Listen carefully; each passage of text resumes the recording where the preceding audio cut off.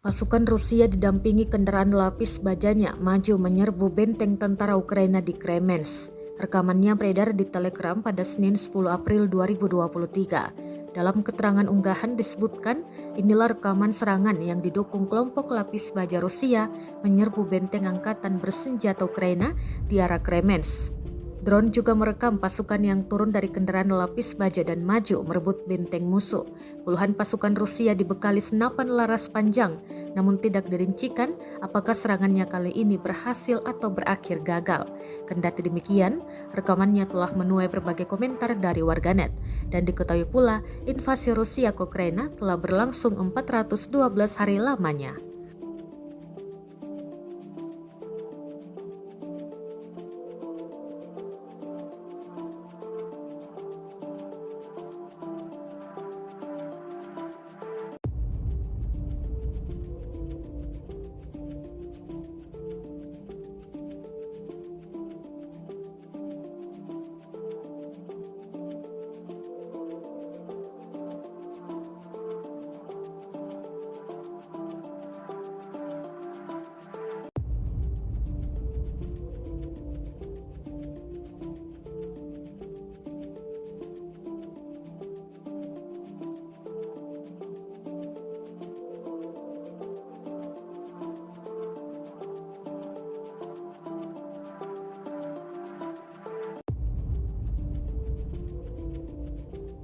Terima kasih sudah nonton.